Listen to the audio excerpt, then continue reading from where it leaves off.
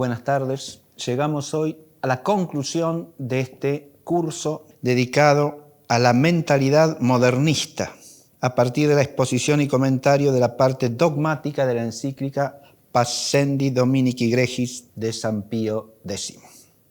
Esta clase de hoy va a ser doble.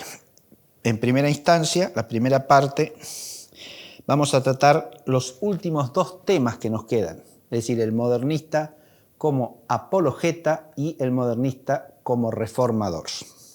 Ya hemos visto el modernista primero como filósofo, luego como creyente, luego como teólogo, luego como historiador y crítico, y ahora nos queda el modernista como apologeta y reformador.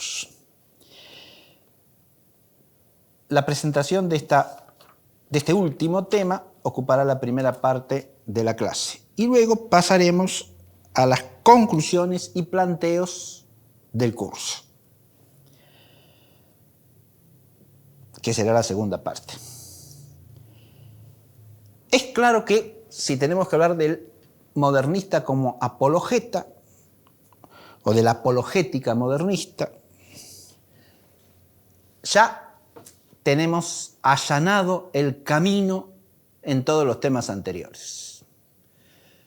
Porque, recordémoslo, la apologética es la defensa de la doctrina de la fe frente a los ataques que pueden hacerse o según la razón o según la escritura, es decir, según la revelación. Y en un sentido más restringido puede referirse a los prolegómenos de la fe, es decir, los famosos preámbula fidei, que serían las verdades racionales que permiten una preparación en el espíritu del hombre, un encaminamiento hacia la verdad de la fe, como presupuestos racionales a la recepción de la revelación. Tanto la apologética racional como la apologética partiendo de la revelación muchas veces tienen que ver con la historia, con temas que se dan en la historia, y por lo tanto la otra disciplina que interviene claramente en la apologética es la disciplina histórica. La teología, la filosofía, la historia, temas que ya están vistos en el caso del modernista. Ahora hay que aplicar eso en la tarea apologética. Por eso digo que para hablar del modernista como apologeta ya tenemos el camino allanado. Lo cual muestra que la encíclica ha seguido un orden que corresponde a la intención original de presentar en forma sintética la mentalidad modernista, es decir, presentar desde los principios generales en los que se basa esta mentalidad las facetas fundamentales en un orden que permita visualizar la concatenación de las partes entre sí y haga aparecer la mente modernista como sistema de pensamiento. Y lo mismo puede decirse del reformismo modernista o del modernista como reformador. Empecemos por la apologética. Según la encíclica Pascendi, la apologética modernista tiene dos dimensiones fundamentales, que son la apologética histórica y la apologética de la inmanencia vital, que correspondería a la apologética filosófica de los preámbula fidei. Ahora bien, en el caso de la apologética histórica ya hemos visto cómo el modernismo corrompe la disciplina histórica y también implica una concepción errónea de la realidad histórica. Corrompe la disciplina histórica por el principio fenomenista. La historia tiene que limitarse a los fenómenos. Y esa limitación convertida en método confina al historiador en los límites de la pura inmanencia. De modo que lo que tenemos es una historia recortada, acotada a la inmanencia. Pero además es la concepción de la realidad histórica la que está corrompida, porque el modernista piensa en términos de progreso constante de la historia humana como humana, en términos de evolución inmanente, Es decir, según principios que corresponden a una mentalidad errónea acerca del ser histórico y del conjunto de la historia.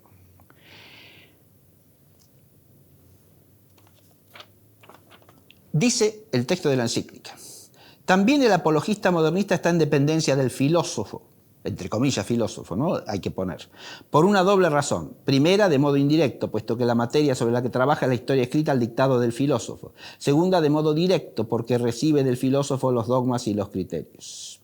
Esto es lo que ya hemos visto al hablar del saber histórico, ¿no? Muy bien.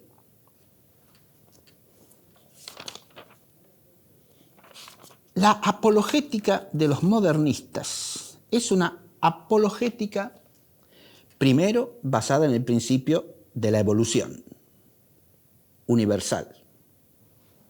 Examinar la historia es examinar un proceso evolutivo en el cual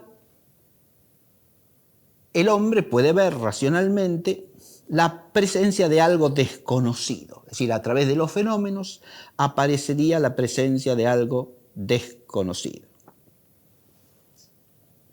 Dice así: para llegar a esto, es necesario demostrar que la religión católica actual es exactamente la misma que fundó Cristo, es decir, el progresivo desarrollo de la semilla que Cristo plantó. Primero hay que determinar cuál es esa semilla. Se puede expresar con la siguiente fórmula: Cristo anunció la venida del reino de Dios, que en breve sería constituido y del que Él sería el Mesías, el realizador y el que lo gobernaría por mandato divino.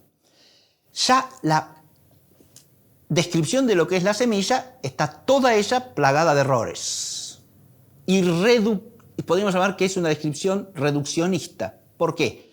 Porque reduce el hecho a lo que un racionalista diría respecto del testimonio de la Escritura del Nuevo Testamento. Ahí está la supeditación total del modernista a una pseudohistoria forjada con mentalidad racionalista. Esto es lo que hay que advertir. Y la apologética pretende hacerse desde esa pseudohistoria.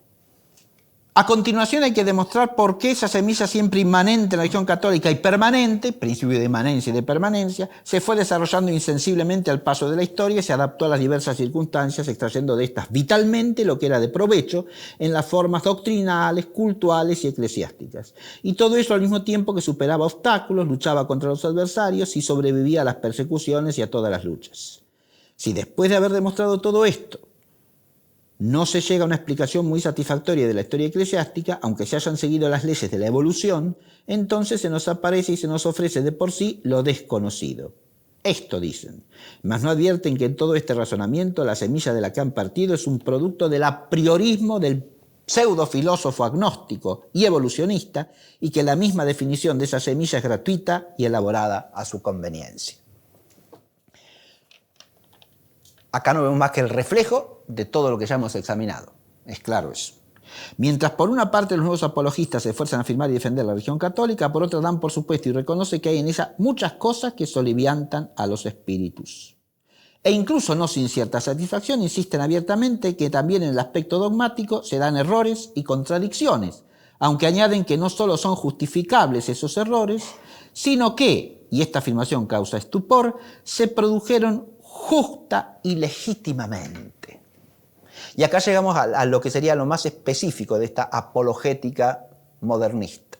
Como esta visión de la historia es la visión racionalista, y como la mentalidad desde la cual es visualizada la historia es la mentalidad moderna, no la cristiana, la moderna, los apologetas modernistas están dispuestos a admitir, primero, que en la historia de la Iglesia hay muchos errores. Aclaremos, todos aquellos que a la Iglesia le achaquen los racionalistas modernos.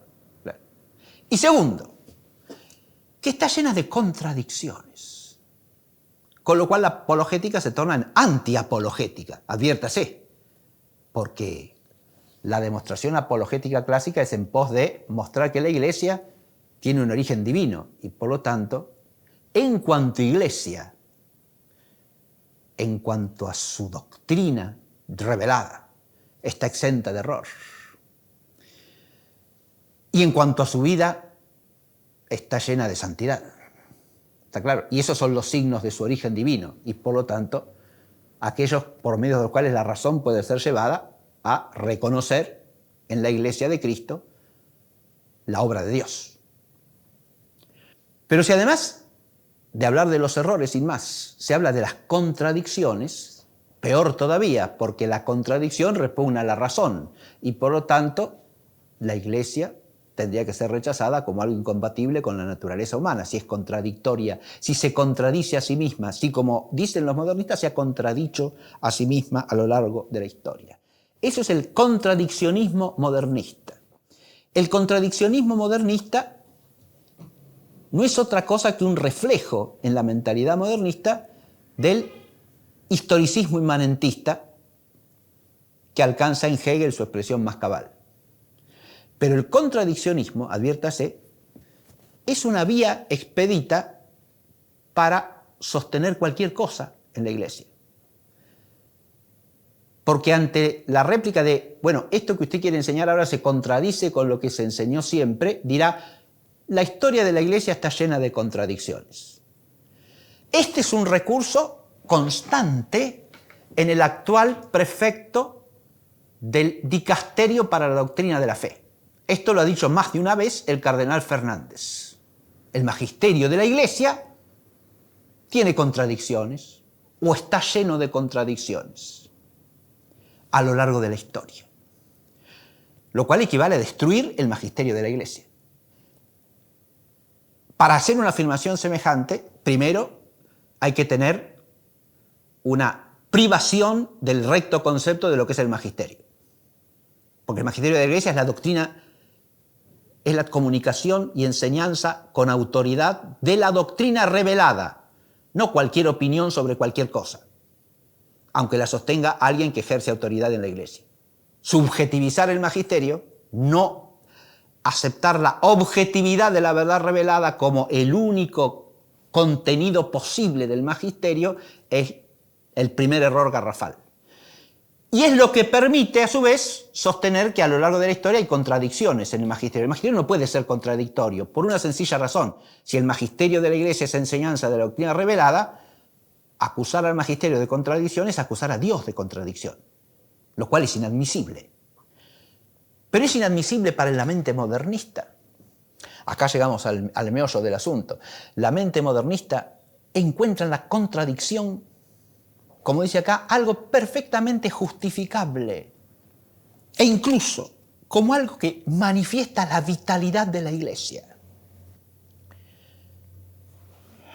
Pero admitido ese principio, insisto, ese pseudo principio perverso de que la contradicción es signo de vitalidad, de que la contradicción es algo justificable porque son los avatares de la historia y que va progresando y por lo tanto lo que se dijo en un momento habrá que contradecirlo en otro para seguir progresando, ¿verdad?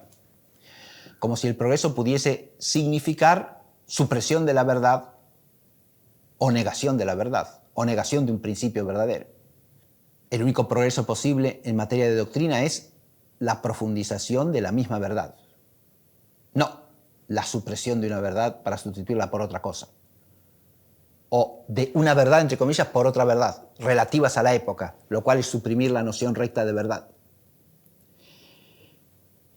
La contradicción se explica por la vitalidad y lo que se explica por la vida es verdadero y legítimo, dice el modernista. La contradicción es propia de la vida. La asepsia de la no contradicción aleja de la vida. Bien.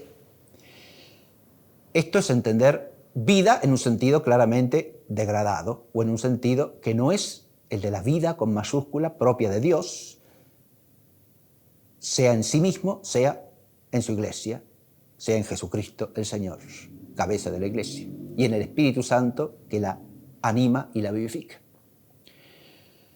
Solamente olvidando el sentido propio de la fe, se puede decir que la historia de la Iglesia está llena de contradicciones.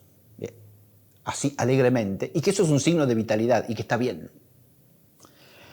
Este contradiccionismo modernista, si uno quiere entrar en sus raíces, nos lleva a la raíz gnóstica de la mente modernista. Porque la mentalidad gnóstica es la que siempre yergue a la contradicción en principio de la realidad. Tanto en los gnósticos antiguos como en los neognósticos modernos. En esto no voy a profundizar, sería asunto de otro curso. Pero el carácter inicuo de este contradiccionismo se ve en el rebote, o sea, en la consecuencia. ¿La consecuencia cuál es? Que si a lo largo de la historia de la Iglesia hay contradicciones en la enseñanza, en la doctrina y en la práctica, cualquier innovación que usted proponga, por contradictoria que sea con la tradición y con el pasado, es justificable.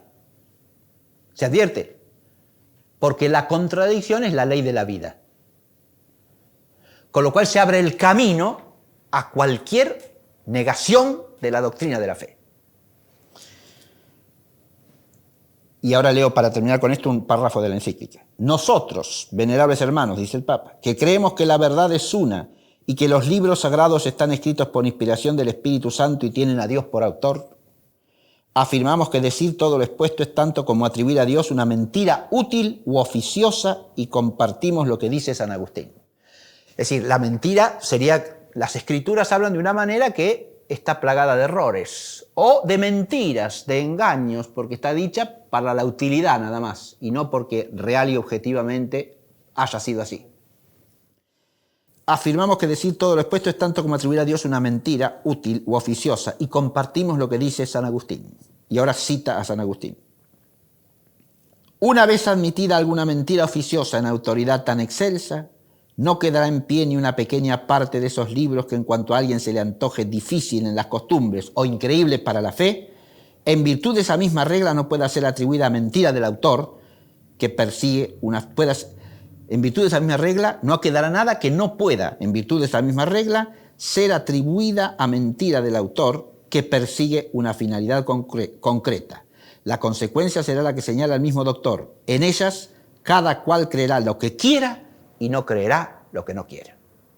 Y es así, el contradiccionismo de la apologética histórica modernista, en el modo de tratar la escritura y su evolución, el modo de tratar la doctrina y su evolución, el culto y su evolución en la historia, etcétera, etcétera, lleva a esto, que dice aquí con mucha lucidez San Agustín. Una vez que usted ha admitido el engaño o el error en autoridad tan excelsa, sea la de la Escritura, sea la de la Santa Iglesia en la transmisión y custodia de la doctrina revelada, una vez que usted admite eso, queda abierto el camino ¿para qué? Para que usted pueda escabullirse de cualquier cosa que en esa doctrina, que en esa enseñanza, que en esos libros de la Escritura, se le antoje difícil en las costumbres. Fíjese, si hay una exigencia moral difícil, la eludo porque total, eso está dicho, quién sabe para qué, con qué finalidad, en cierta circunstancia histórica, que ahora ya no es la misma, que ha evolucionado, entonces la cambio, la trastoco, digo lo opuesto, ¿sí? Porque eso es nada más que una cosa amañada para las circunstancias de la época. Y se acabó. Ese reduccionismo relativista acompaña al contradiccionismo modernista. O, peor todavía, con una soberbia descarada, todo lo que se ha hecho y se ha dicho y se ha enseñado en los siglos precedentes, recién ahora puede ser corregido porque ahora hemos llegado a darnos cuenta con la evolucionada conciencia moral que tenemos de que todo eso era erróneo. Y recién ahora conocemos la verdad auténtica y el principio moral recto. Cualquier cosa difícil de aceptar, ¿sí? Es eludible, gambeteable, diríamos, ¿sí? Porque total es una cosa relativizable y está expuesta a la contradicción vital. Ahí está la raíz del contradiccionismo, es su funcionalidad pragmática, ¿se advierte? ¿Sirve para qué? Para esto, para que, como dice San Agustín, cada cual crea lo que quiera y no crea lo que no quiera. La otra parte de la apologética es la apologética de la inmanencia vital. Y acá el problema más grande, fíjense, no cabe en el modernismo la apologética clásica. ¿Por qué? Porque ha negado la capacidad metafísica de la inteligencia humana, es decir, de pasar de la realidad presente, conocida en su ser, a los principios del ser de las cosas. Eso es imposible. Lo único que capta la inteligencia humana, según esta gente, la razón humana, son fenómenos. De modo tal que la apologética clásica, la apologética de raigambre metafísica, queda abolida. Lo único que queda es una apologética subjetiva, que descubra en la interioridad de la inmanencia vital, ¿qué cosa? Exigencias y necesidades a las que da respuesta el cristianismo.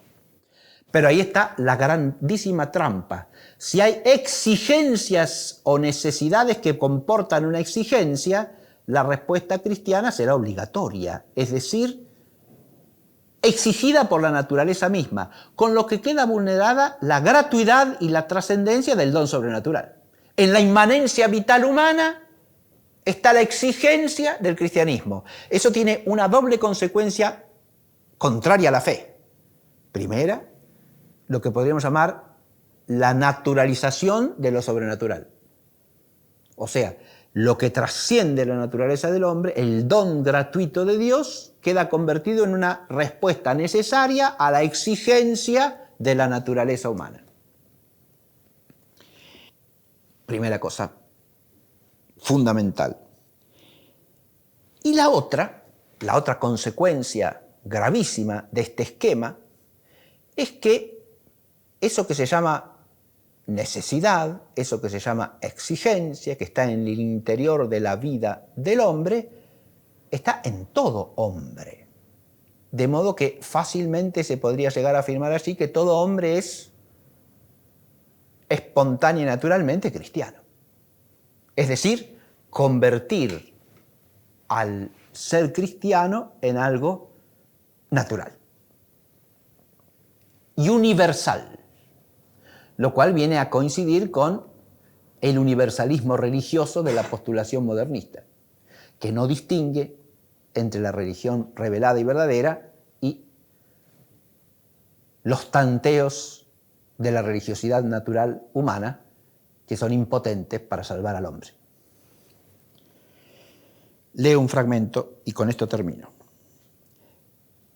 Los modernistas echan mano de la doctrina de la inmanencia, vital se entiende. Se esfuerzan por convencer al hombre de que en su interior y en lo más íntimo de su naturaleza y de su vida están ocultos un cierto deseo y una cierta exigencia de alguna religión. Y no de una religión cualquiera, sino precisamente de la católica, ya que el pleno desarrollo de la vida lo está exigiendo.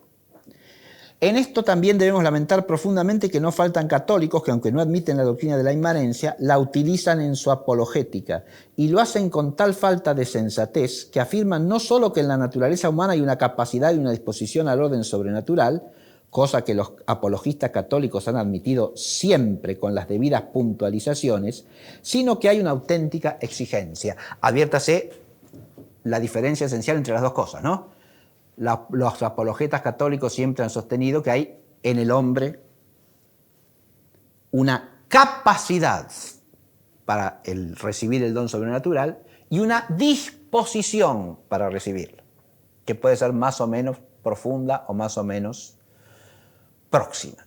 Pero una cosa es afirmar capacidad y disposición y otra cosa es afirmar exigencia. No es lo mismo, sino que son dos cosas radicalmente distintas y hasta opuestas. A decir verdad, esta exigencia de la religión católica la defienden los modernistas que se dicen moderados. Los que se llaman integralistas pretenden demostrar que en el hombre que todavía no cree está latente el mismo germen que tuvo Cristo en su conciencia y que él transmitió a los hombres. Ahí está la otra consecuencia, ¿no? Unos, la exigencia que de alguna manera suprime la distinción entre lo natural y lo sobrenatural y suprime la gratuidad del don sobrenatural. Y la otra, esos serían los moderados. Y los integralistas que ya afirman que en todo hombre, por la inmanencia vital, está el mismo germen religioso que estuvo en Cristo. Así pues, venerables hermanos, vemos que el método apologético de los modernistas sumariamente expuesto es del todo congruente con sus doctrinas, apto para destruir y no para edificar, no para ser católicos, sino para llevarlos a la herejía e incluso para llegar a destruir totalmente cualquier religión. Ese es el dictamen sobre la apologética modernista que contiene la encíclica.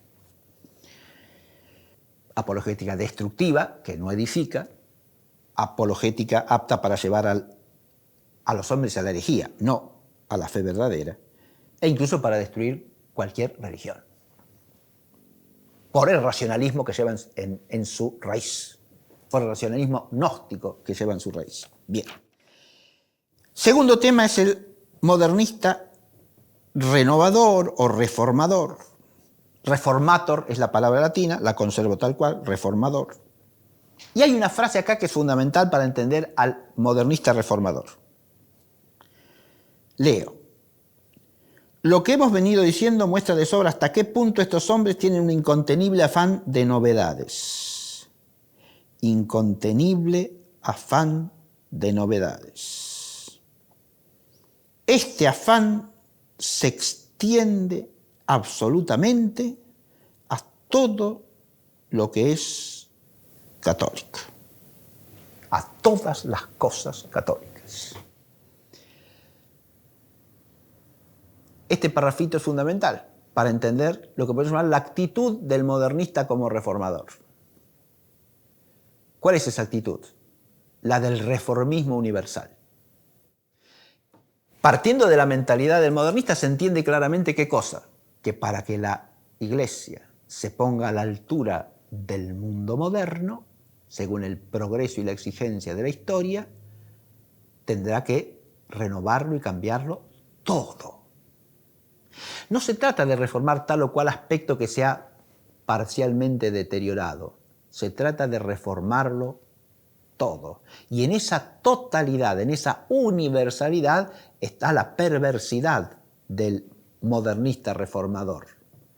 Cambiarlo todo quiere decir hacer otra iglesia, una nueva iglesia, una nueva religión. Esta es la figura fundamental que hay que retener cuando se habla del modernista reformador. Esta del reformismo universal. Ningún auténtico reformador en la historia de la Iglesia, reformador quiere decir alguien que procura devolverle algún aspecto particular de la vida de la Iglesia la plenitud de forma que ha perdido. Eso quiere decir reformar. Por eso el reformador siempre está anclado en la tradición, pero nunca pretende reformarlo todo, ni mucho menos, en modo alguno. Pensemos en ejemplos de esto, ¿no? Santa Teresa de Jesús, Santa Teresa de Ávila, reformadora del Carmelo, de la orden femenina de Nuestra Señora del Carmen y también después inspiradora de la reforma masculina, de los frailes. Reformadora. ¿Pretende cambiarlo todo en la Iglesia? Ciertamente que no. Pretende que la vida religiosa en el Carmelo recupere cierto vigor espiritual que se ha relajado, que se ha perdido parcialmente y que hay que retomar con energía, con vigor. Primero, ni siquiera pretende que desaparezca el Carmelo tal cual lo conoció ella durante unos cuantos años, siendo monja en la Encarnación de Ávila. Pretende formar un nuevo tipo de conventos en los cuales se viva la regla según la pureza original de los ermitaños del Carmelo. Por eso queda el Carmelo calzado junto al Carmelo descalzo. ¿Sí? Insisto, ni siquiera pretende la abolición de eso otro. Es una forma de vida religiosa, pero ella se siente llamada a vivir una vida religiosa más exigente, más plenamente conforme a la modalidad originaria de vida carmelitana. Bien, esto pretende que se reforme la liturgia de la Iglesia, las costumbres cristianas católicas en general, la estructura jerárquica de la Iglesia, la doctrina de la fe. Para nada de nada, está claro. Nada más ajeno a la verdadera humildad de un santo reformador como fue Santa Teresa que eso. ¿Sí? Esa humildad brilla en su lecho de muerte, en el que pronuncia Santa Teresa estas palabras: gracias a Dios, por fin puedo decir que muero católica. Es decir, ella, una mujer que ha entregado la vida plenamente a la vida religiosa de una forma realmente generosísima, ha tenido constantemente esa preocupación de no apartarse de la verdadera fe, ¿no? Y entonces en su lecho de muerte da gracias a Dios porque le ha permitido seguir hasta allí perseverando en la fe verdadera y no desviarse cayendo en alguna forma de herejía o de pecado contra la fe. Se advierte, eso es lo propio de un auténtico reformador, que no busca cambiar a la Iglesia, sino, como suele decirse, mejorarse a sí mismo, cambiar su propia realidad para mejor en la comunión de la Iglesia. Pongo este ejemplo, podríamos poner muchos otros, pero la reforma auténtica es siempre una reforma parcial. El pretender reformarlo todo, cambiarlo todo, es propio de quien carece, primero, de humildad, digámoslo. Segundo, del respeto por la tradición y del sentido del arraigo en la tradición. Es decir, es propio de la mentalidad de ruptura. Es lo propio de todos los cabecillas del protestantismo. Es lo propio de la mente modernista. La encíclica comenta brevemente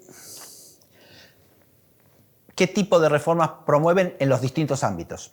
Pero el eje en que hay que centrarse es este de hay que cambiarlo todo. ¿Está claro? El reformismo universal.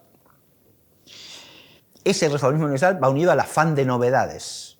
Ese afán de novedades que condena ya el texto de San Pablo que hemos leído en la primera clase de este curso. Quieren renovar la filosofía, especialmente en los seminarios, para que recluyendo la filosofía escolástica en un capítulo de la historia de la filosofía como un sistema más ya superado, se enseña a los jóvenes una filosofía que responde realmente a nuestro tiempo. Primera cosa, hay que cortar con toda esa filosofía escolástica. El antiescolasticismo es un signo del modernismo y de todos los neomodernismos. Es un signo, claro, que implica ruptura con la tradición de la sana filosofía, de la recta filosofía, de la noble filosofía, y en vez de ello, la actitud de sumergirse con fruición en todos los delirios de la pseudofilosofía inmanentista que brota del iluminismo y de todas sus divagaciones. Eso es renovar la filosofía para el modernista.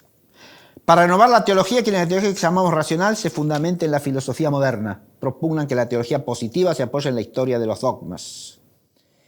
La teología también, obviamente, es antiescolástica, tiene que apoyarse en la filosofía llamada filosofía moderna y tiene que haber una primacía de la teología positiva. Eso ya aparece en los primeros influjos del iluminismo, en los cambios de planes de los estudios teológicos a fines del siglo XVIII. Lo vemos en la pretendida reforma que hace Jovellanos en las universidades españolas a fines del siglo XVIII y lo vemos también en la reforma de la Universidad de Córdoba emprendida por el deán Funes como rector. Hay que reducir o incluso eliminar en la medida posible la teología escolástica y reemplazarla por teología positiva y teología práctica o moral. La escolástica fuera.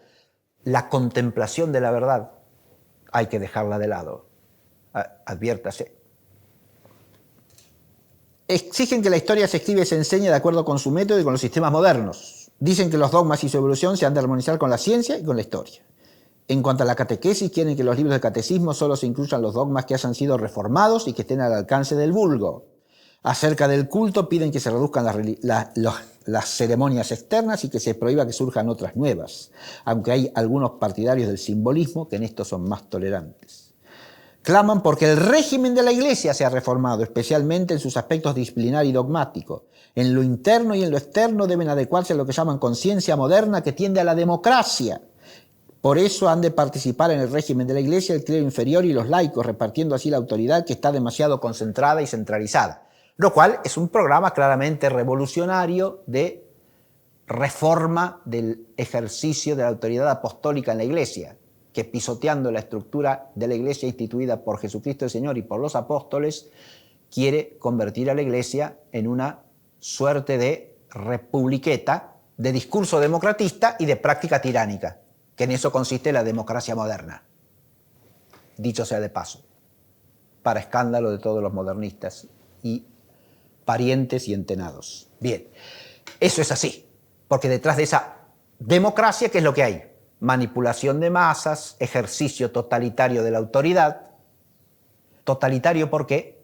Porque lo único que importa es el criterio de la autoridad que se legitima como democrática sin que importen por encima de ella las leyes de Dios.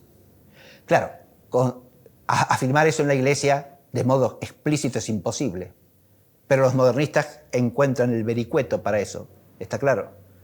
Con esa afirmación de que la contradicción es la ley de la vida, el contradiccionismo del modernista apologeta. Apologeta de sí mismo, tendríamos que decir, no apologeta de la verdad revelada ni de la Santa Iglesia, apologeta de sí mismo, porque afirmar el contradiccionismo es defenderse a sí mismo de cualquier ataque.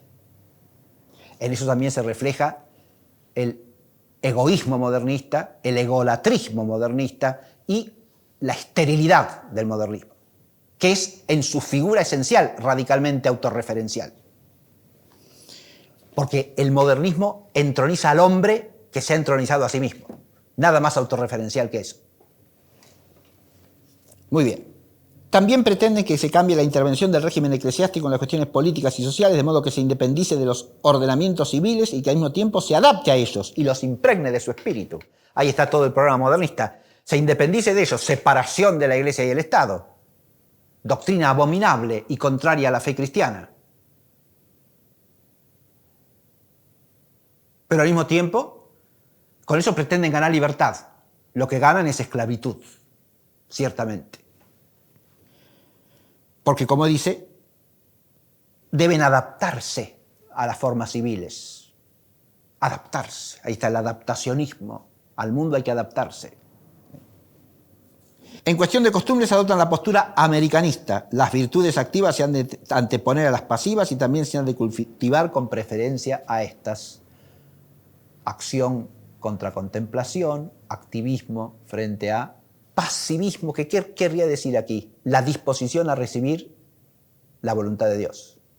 Si la confianza en la divina providencia. La entrega a la voluntad de Dios. Frente a eso, la acción del hombre, la acción del hombre. Otra raíz de esterilidad en la mentalidad modernista. Muy bien. Sigue mencionando otras cosas.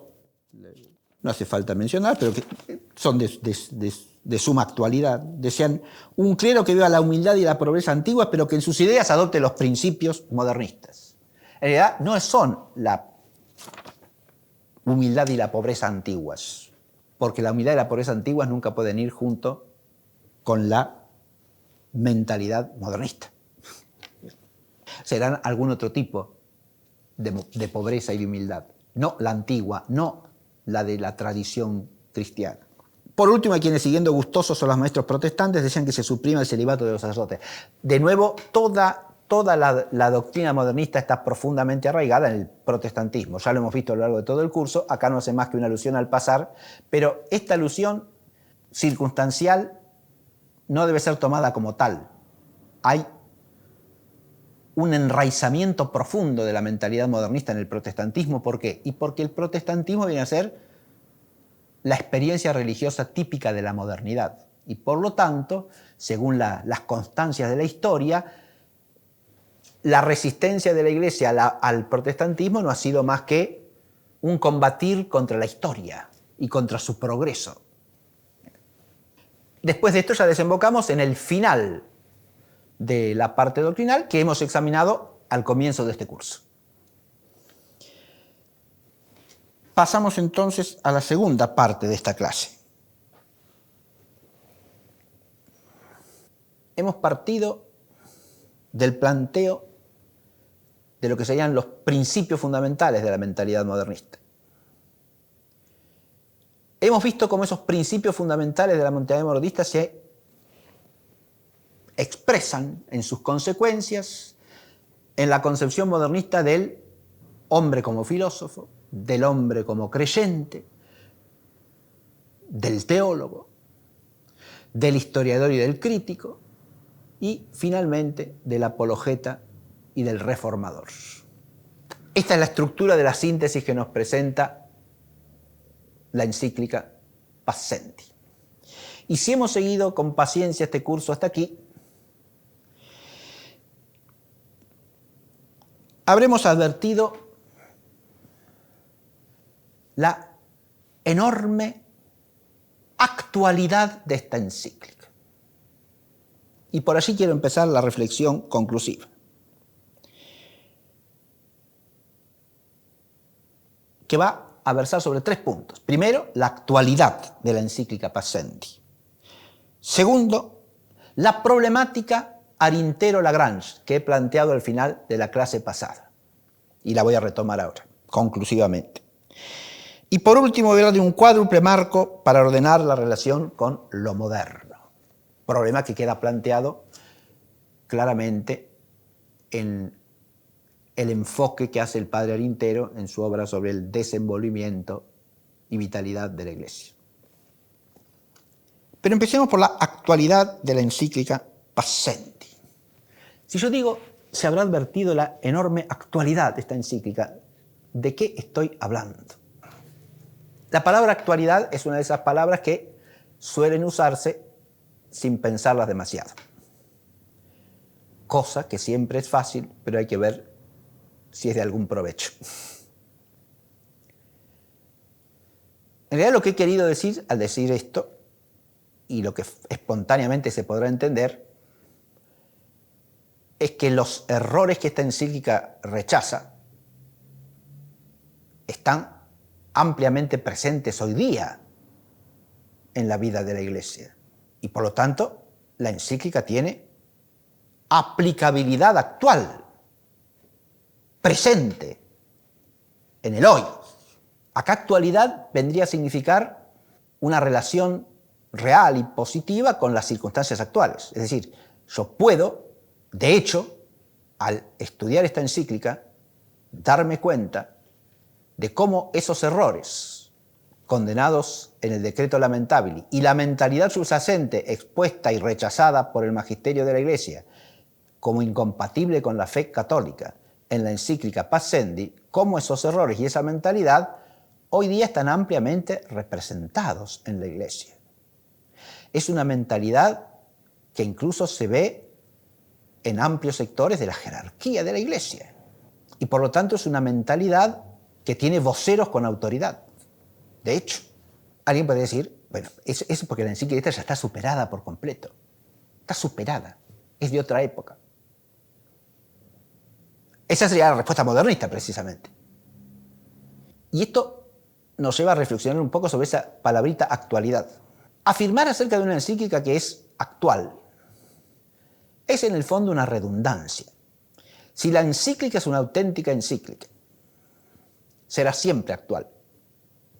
Porque la función de una encíclica es exponer la doctrina de fe de la Iglesia y en relación con ella rechazar errores que se le opongan, denunciándolos y refutándolos, de manera que quede patente la necesidad de rechazarlos para todos los fieles. Ahora bien, si hablamos de la doctrina de fe de la Iglesia, hablamos de la verdad revelada por Dios y que consta en las Sagradas Escrituras y en la Sagrada Tradición. Por lo tanto, hablamos de algo que tiene actualidad perenne. Entender actual como adecuado a las circunstancias de hoy día es una significación de la palabra actual, pero una significación más alta. Hay una actualidad que es la actualidad de lo que no pasa, de lo que no cambia. En ese sentido es que decimos que los clásicos de la literatura son siempre actuales. ¿Por qué son siempre actuales? Y porque tratan verdades de la condición humana que son permanentes, que son perennes. Pueden haber cambiado las circunstancias accidentales, contingentes de la vida de los hombres, pero la necesidad moral de privilegiar la ley de Dios sobre los dictados de la autoridad humana, como aparece en la Antígona de Sófocles, es un problema de toda época. Y la verdad de que eso es lo que el hombre debe hacer es una verdad de siempre, no solamente del Atenas del siglo V a.C. Es una verdad perenne, como la expresa sencillamente San Pedro en el libro de los Hechos de los Apóstoles, según lo atestigua el relato hecho por San Lucas. Hay que obedecer antes a Dios que a los hombres. Esa es una verdad perenne. esté expresada en la Antígona de Sófocles, como verdad revelada en el libro de los Hechos de los Apóstoles, es una verdad siempre, y por lo tanto es siempre actual. Siempre es actual. Las circunstancias concretas, específicas, podrán hacer más necesario que se la manifieste, puede ser, que se la comunique, que se la anuncie, claro, puede ser. Si usted tiene una autoridad política que respeta la ley de Dios en general, proclamar eso será menos necesario y menos actualmente exigible que ante una autoridad que no lo hace. O que incluso le inculca a la gente la idea de que está bien no hacerlo. Porque la religión es una cosa, la política es otra, y en la política los que mandan es el pueblo a través de sus representantes, está claro, es el soberano. Si usted quiere ser religioso, sélo en su casa, por aparte, pero no tiene nada que ver con el mundo de la autoridad civil. Entonces usted puede instalar hasta en la vida social esa mentalidad, y entonces recordar aquella verdad se hace mucho más necesario todavía. Su actualidad perenne se hace actualidad objetiva contingente también. Hay que anunciarla con mayor ahínco. Enfatizar. Hay que enfatizarla, evidente. Pero atención, esa es una actualidad contingente objetiva. La actualidad contingente subjetiva estará en el reconocimiento de esa verdad. Y esa puede estar absolutamente en un estado calamitoso, ¿está claro? La encíclica Pascendi hoy, ¿quién la estudia? ¿Quién la lee? ¿En qué seminarios se estudia la encíclica Pascendi? ¿En qué facultades de universidades católicas se estudia y se enseña como documento, con autoridad magisterial, la encíclica Pascendi? Ahí ya no estoy hablando de una actualidad objetiva, estoy hablando de una actualidad subjetiva. Es decir, si los que tienen que conocer esa verdad se preocupan por conocerla, se dedican a conocerla y la cultivan adecuadamente o no. Eso ya es del conocimiento de la verdad. A eso le llamamos actualidad subjetiva, porque están los sujetos. La verdad tiene, si es verdad eterna, verdad de siempre, verdad es eterna es una expresión de San Agustín, para toda verdad inmutable. Un tópico de los modernistas es decir que el único inmutable es Dios, todo lo demás es mutable. Disparate monumental, afirmación totalmente falsa. Con eso quieren encubrir ¿qué cosa? Los cambios contra la verdad y contra el bien que introducen o pretenden introducir en la vida de la Iglesia. Todo cambia, menos Dios mismo. Dios mismo. Y como Dios es incognoscible, Dios está allá y nosotros estamos acá y acá todo cambia. No, señor, no es cierto eso. Primero, la esencia de todas las cosas creadas no cambia. Fíjese que si la esencia de una cosa creada cambiase, dejaría de ser ella misma. Ya no sería esa cosa. Por lo tanto, la esencia de las cosas creadas es inmutable también. No solo Dios es inmutable. La esencia que Dios ha creado en cada cosa es inmutable.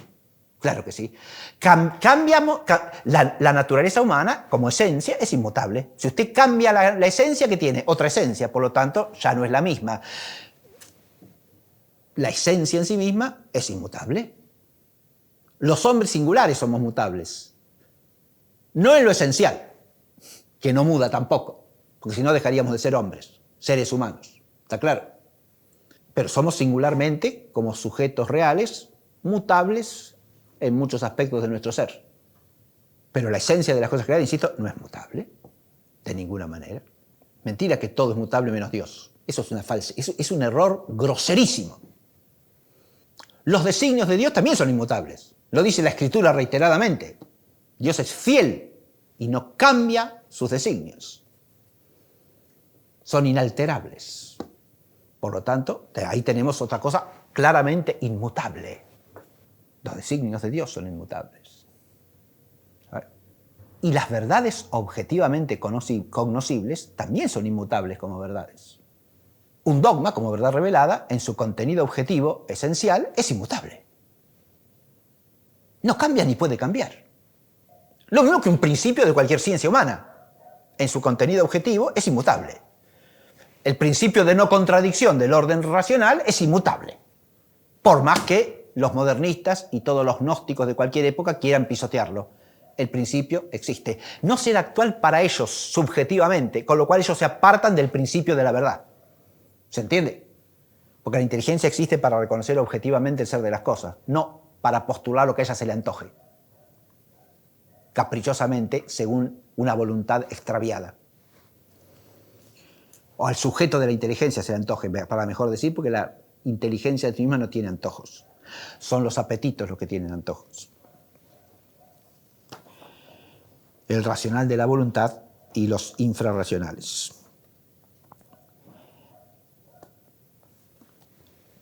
Pero me detengo en esto de la actualidad porque plantearse si una encíclica es actual o no es actual ya implica una mentalidad deforme.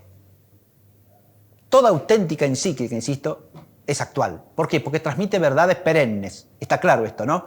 Entonces, preguntarse si la encíclica Pascendi, en cuanto transmisora de la verdad de la fe, es actual, es partir de una mentalidad extraviada según la cual las encíclicas tienen que ser documentos literarios a la moda, de cada tiempo. Eso es un disparate. Podrán ser, sí, documentos que recojan la necesidad de responder a un error que aparece en cierto tiempo y rechazarlo apoyándose en la doctrina de la verdad, pero no en que tengan que ser documentos adaptados a las corrientes de la moda. Eso sería destruir el magisterio, y eso es lo que pretende la mentalidad modernista.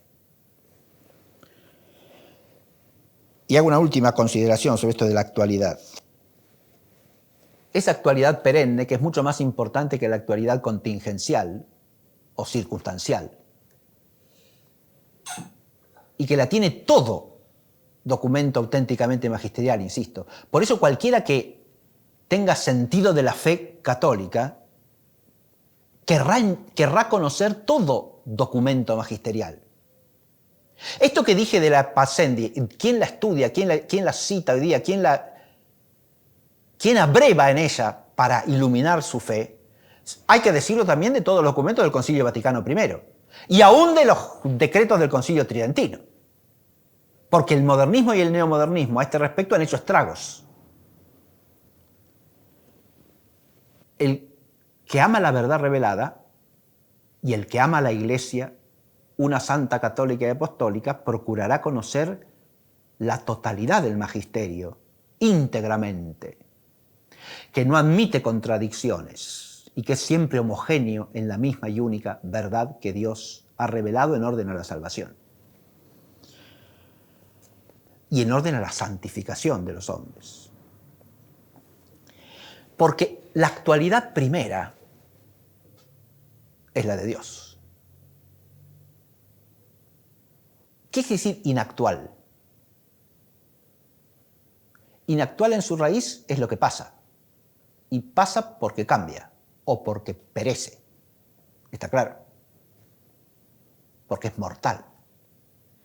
Pero decimos en buena metafísica que Dios es acto puro. Por lo tanto, es perfecta y pura actualidad. Nadie es actualidad perfecta y primera sino Dios. Lo actual no es lo que pasa hoy. El actualísimo es Dios. Y si no pensamos según esa referencia, no pensamos cristianamente. No hay nadie más actual que Dios. Toda actualidad en el tiempo será más perfecta en cuanto más plena y perfectamente participe de la actualidad divina. Por eso los hombres más actuales son los santos, porque son los que más profunda y plenamente participan de la actualidad de Dios. Los santos de cualquier época. Y obviamente los santos, las personas creadas santas, de las cuales la más excelsa es la Santísima Virgen María, reciben la gracia que los santifica de la humanidad de nuestro Señor Jesucristo, que como humanidad unida hipostáticamente a la persona del Verbo es la criatura más perfectamente actual, porque es la más unida a Dios. Cuanto más perfecto es el vínculo con Dios, más actuales somos. Y aquí está la paradoja de que esa actualidad puede, para el tiempo de este mundo, volvernos profundamente inactuales. Se advierte.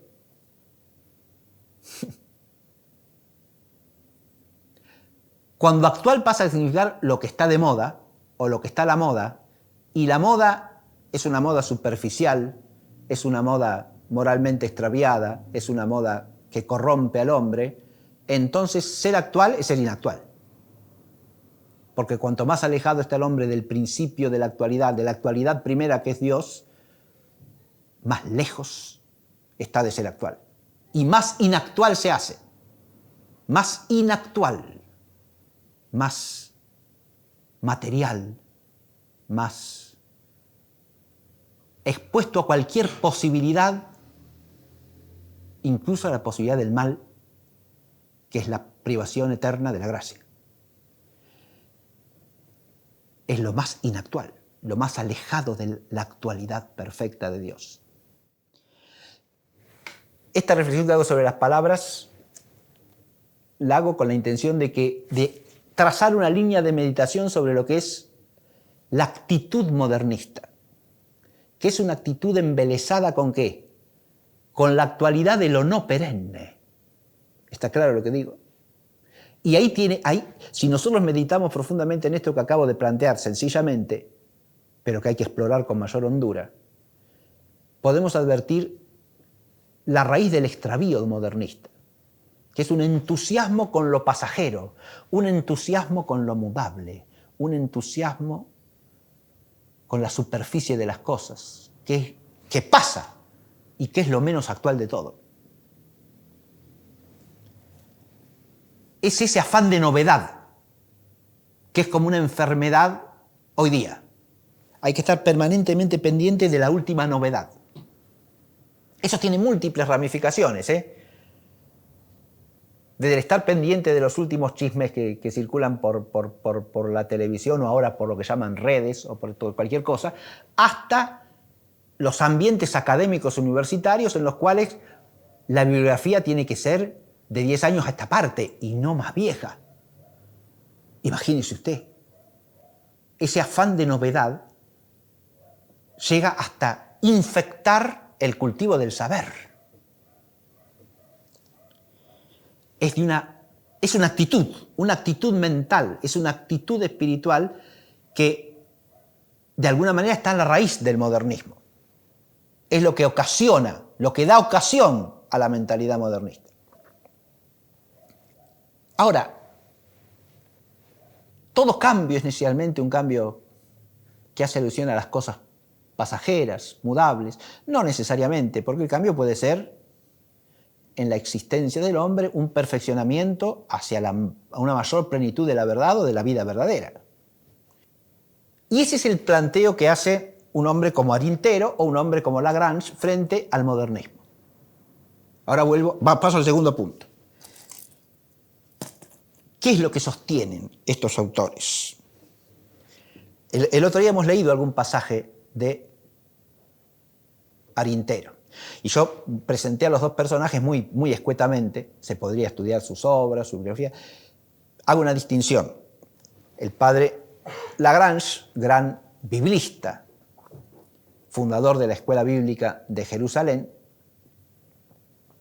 que constituye junto con lo que podemos llamar la escuela, entre comillas, porque tiene varias ramificaciones diversas, jesuítica, en los estudios escriturarios, esta de los dominicos, una de las dos grandes corrientes de estudios bíblicos a lo largo desde el principio del siglo XX en adelante, a los que se añaden después otras.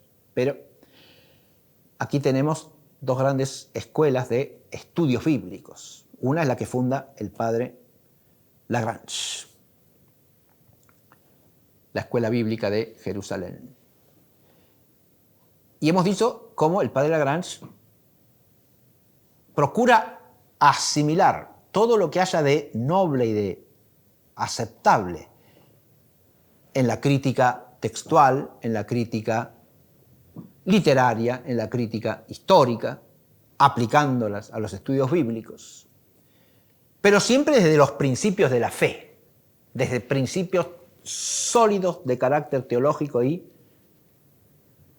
filosóficos coherentes con las verdades de la fe. El padre Arintero, por su parte,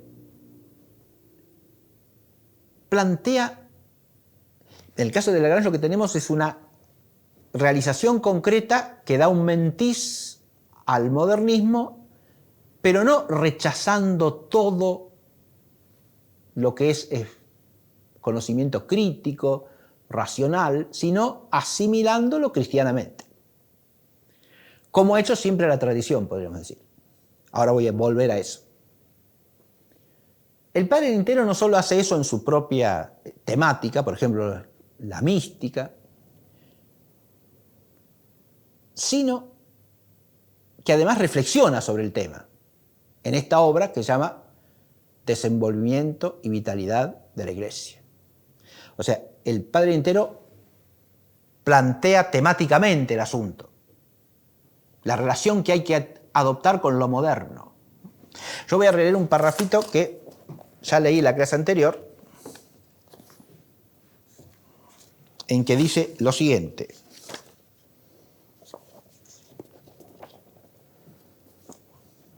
Al proscribir los numerosos errores comprendidos bajo el nombre de modernismo, el pontífice Pío X se guarda muy bien, lo mismo que su antecesor, de condenar con eso lo moderno, en cuanto tal.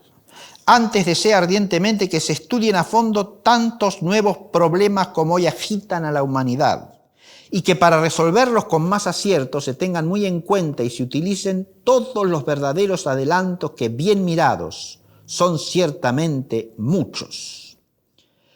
Así es como, lejos de poner fin a las cuestiones candentes, ha venido a comunicarles mucho más interés y animación, haciendo que las investigaciones empiecen en debida forma y con nuevos bríos. El proteger así la fe, preservándola de los asaltos del error, no es para tenerla ociosa, sino para que todos procuremos vivir mejor de ella, creciendo en gracia y conocimiento de Cristo nuestro Señor.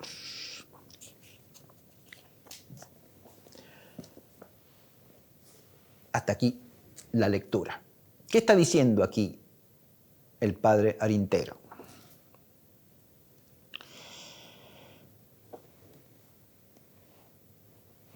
Retengamos la primera afirmación fundamental. Al condenar los numerosos errores comprendidos bajo el nombre de modernismo, al proscribir, el pontífice Pío X se guarda muy bien de condenar con eso lo moderno en cuanto tal. ¿Qué significa esto? Una cosa es condenar el modernismo, otra cosa es condenar lo moderno en cuanto tal. ¿Y qué es lo moderno en cuanto tal? Esta frase del padre Arintero es muy interesante porque plantea un problema cuya respuesta es muy complicada. Y es el problema que yo acabo de formular como pregunta. ¿Qué es lo moderno? ¿O a qué se llama aquí lo moderno? Porque bajo ese nombre usted puede entender muchas cosas distintas. Pero sobre todo hay dos nociones de lo moderno claramente diferenciadas. Primero, lo que puedo llamar la noción tradicional de moderno. ¿Qué quiere decir moderno? Tradicionalmente. Es una palabra que se ha usado en el latín escolástico desde los siglos XII, XIII en adelante, muchas veces. ¿Qué es modernus? Su significado primario es lo propio o característica de hoy día con cierto aire de novedad. ¿Está claro? Lo que surge hoy día con cierto aire de novedad. ¿Y qué es eso? Eso que surge puede ser algo bueno o no. Y claro, sí. Puede ser algo bueno, noble, perfectamente aceptable, o puede ser algo ambiguo, frente a lo cual hay que ser prudente, porque habrá que ver qué tiene de bueno y qué no. O puede ser algo lisa y llanamente horrendo, y hay que rechazarlo con energía. ¿Está claro? En ese concepto clásico de moderno, la palabra moderno no lleva una connotación ni positiva ni negativa. Es un sentido descriptivo del término. ¿Está claro? Usted dice moderno y está describiendo algo como de alguna manera novedoso, de alguna manera distinto a lo que habitualmente se hace o se usa o se conoce.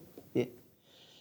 E insisto, podrá ser algo magnífico, podrá ser algo más o menos, que hay que ver, hay que ponerse con cierta distancia y tratar de discernir hasta dónde se lo puede aceptar y hasta dónde no. O podrá ser algo detestable.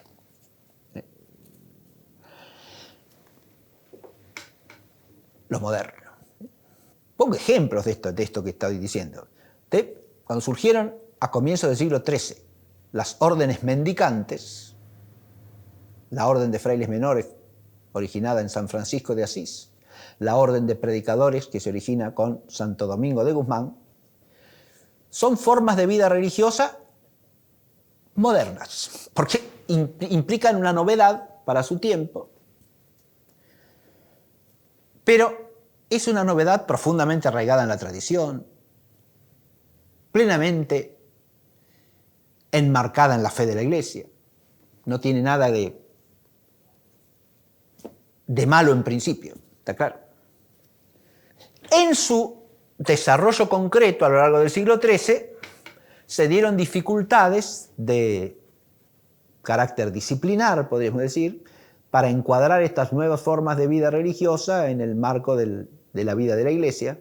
Y ahí también hubo necesidad de discernir hasta qué punto esas novedades eran compatibles con el marco de las leyes de la Iglesia, qué leyes se había que modificar, cuáles había que conservar y a cuáles leyes había que someter a estas órdenes en relación con la existencia de ciertas estructuras, respetando el derecho de las mismas, ¿no?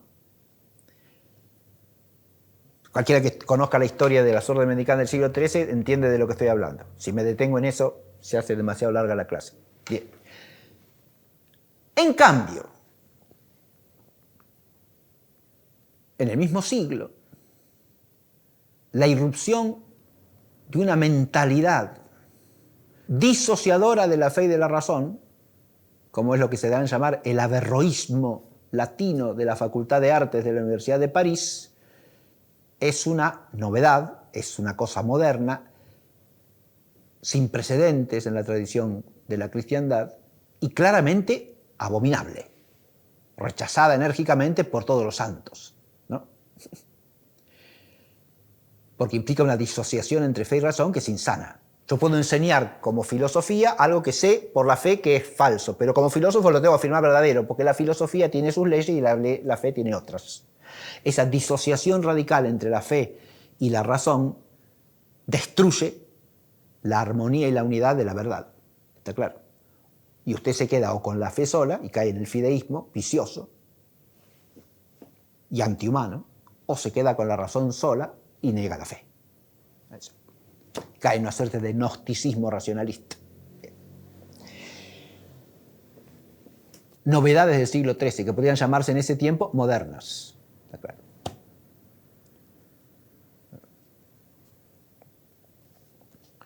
Cada siglo tiene sus modernidades en este primer sentido. Se podría hacer una historia de las modernidades de cada siglo. Ahora, ¿este es el sentido en que habitualmente se usa la palabra moderno? Y la respuesta es no. Porque moderno se usa ordinariamente en otro sentido. Moderno es lo propio de cierta época de la historia, que viene a ser la modernidad, la edad moderna. Y en el esquema de la historia general, esa época viene a ser una época superadora de las anteriores. Y por lo tanto, moderno ya alcanza una connotación positiva de entrada. Si es moderno, ya tiene algo a su favor. No es ya lo que es hasta cierto punto novedoso hoy día. No. Moderno es lo que es conforme a la edad superior de la historia que llamo modernidad. Está claro, ¿no? Una edad progresista y evolucionada respecto de todas las anteriores. Por lo tanto, necesariamente superior, más perfecta. Cuando uno parte de esa connotación del término moderno, moderno ya por sí solo impone. Porque si es moderno, cuidadito, es superior, es más perfecto. Por contraste, lo antiguo o lo medieval es despreciable, especialmente lo medieval, ¿sí?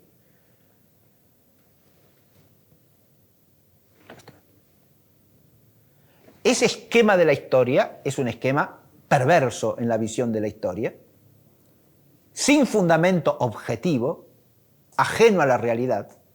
Pero la palabra moderno funciona de ordinario en el lenguaje corriente en virtud de ese esquema.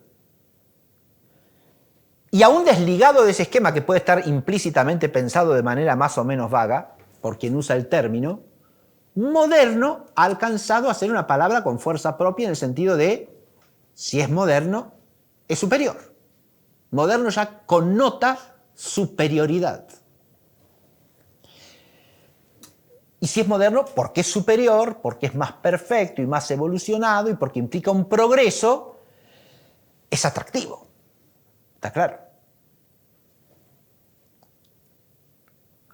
Cuando el padre Lintero usa acá la palabra moderno, ¿en qué sentido la usa? Pregunto más, ¿es claro en qué sentido la usa? ¿O no? Releo, Al proscribir los numerosos errores comprendidos bajo el nombre de modernismo, el pontífice Pío X se guarda muy bien, lo mismo que su antecesor, de condenar con eso lo moderno en cuanto tal. Si lo dice en el sentido clásico, está perfecto, ¿está claro? Y lo que él postula a continuación, antes desea ardientemente que se estudien a fondo tantos nuevos problemas como hoy agitan a la humanidad, y que para resolverlos con más acierto se tengan muy en cuenta y se utilicen todos los verdaderos adelantos que bien mirados son ciertamente muchos. Ahora, en esta frase tomada en su conjunto, yo personalmente echo en falta dos cosas.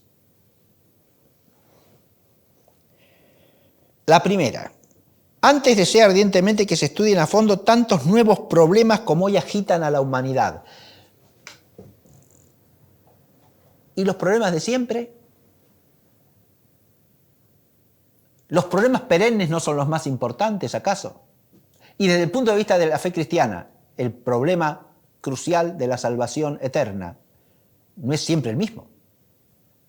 Está bien, habrá problemas nuevos, pero los problemas nuevos son lo principal. Hay que atender a los problemas nuevos, siempre y cuando sean problemas puestos en línea con la problemática fundamental para atender la cual existe la Iglesia. ¿Está claro lo que digo? No poner a los problemas nuevos en primera plana, porque entonces el que sea nuevo pasa a significar que como es un problema nuevo tiene que ser más y mejor atendido que el problema de siempre. Y eso es falso. Porque eso es caer en un actualismo deforme, según la primera consideración que hice. La actualidad de lo perenne cede ante la actualidad de lo ocasional, de lo circunstancial, de lo contingente. Pero una vez que se ha hecho alusión a los problemas nuevos, que puede haberlos, ¿no?, que hoy agitan a la humanidad, que la agiten problemas nuevos a su vez, es algo valorativamente neutro. Porque un problema puede agitar legítimamente o no a la humanidad. La agitación no es de suyo algo legítimo. Uno puede agitarse ilegítimamente. Y lo que la palabra de sabiduría tiene que hacer es sosegar al que está vanamente agitado, no acompañar su agitación. como si toda agitación fuese legítima.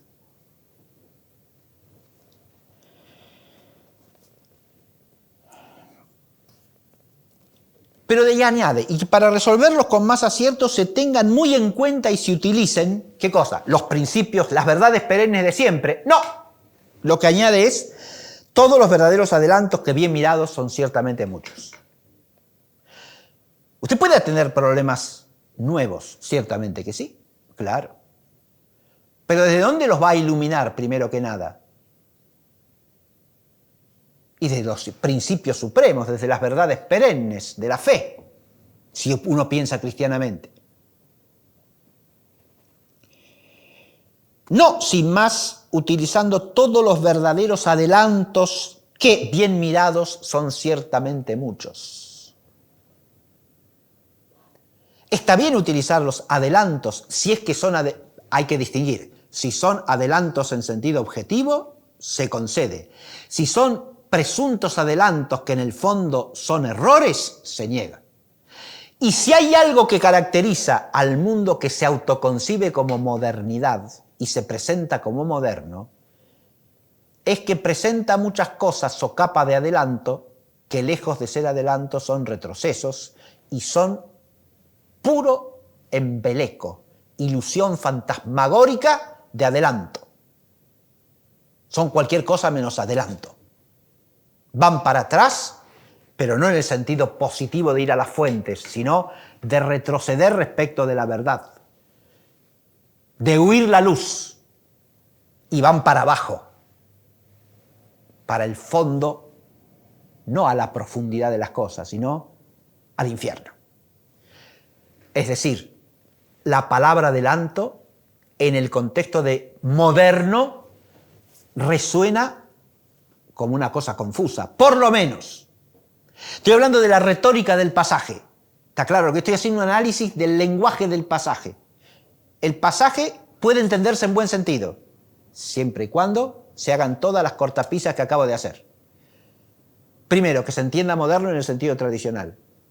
Segundo, que se entienda que esos problemas nuevos que hay que atender, hay que atenderlos no por ser agitaciones sin más, sino porque son auténticos problemas a los que habrá que dar una respuesta desde la luz de la verdad.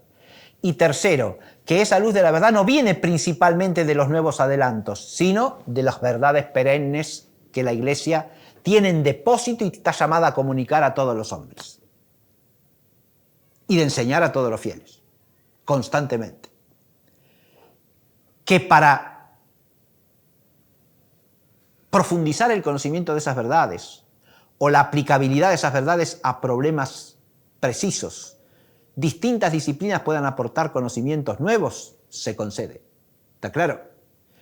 Que esos conocimientos nuevos sean lo principal para responder a las problemáticas nuevas, eso no se concede necesariamente. Es una manera de hablar, la que aparece aquí en este texto, que es interesante profundizar en el siguiente aspecto. Por un lado, hay algo de tradicional aquí. ¿Qué es lo tradicional? Lo que podemos llamar el principio de la pertenencia de toda verdad al logos de vida y el principio del crecimiento en la verdad. Esto es tradicional. Esto lo encontramos en los padres de la Iglesia, en toda la tradición católica. Toda verdad nos pertenece. La diga quien la diga, porque la verdad es la verdad. Y es participación de la verdad primera que es Dios. Por eso hay una pertenencia esencial de toda verdad al logos de vida, que es Jesucristo el Señor, verbo encarnado. Este es el espíritu con que los santos padres de la Iglesia asimilan lo que hay de verdad en la tradición cultural del mundo helenístico. Es el principio del humanismo cristiano.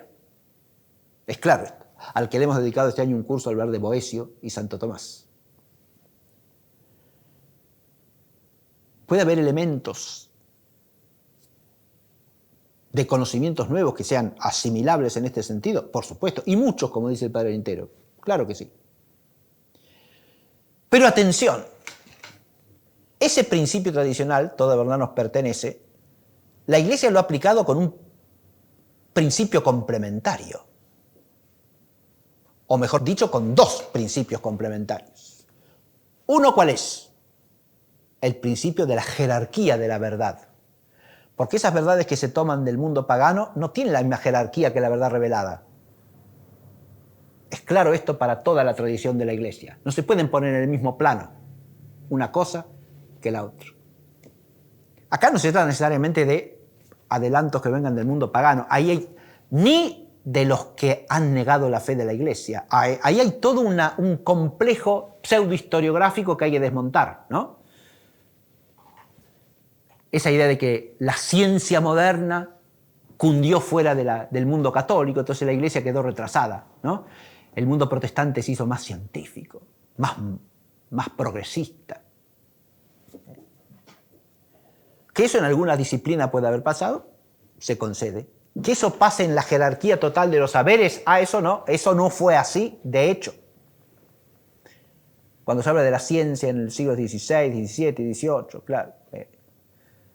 Esto es importante en lo que suele llamarse la polémica de la ciencia española, ¿no? España no dio ningún gran astrónomo ni matemático como Galileo, no sé, o como Newton.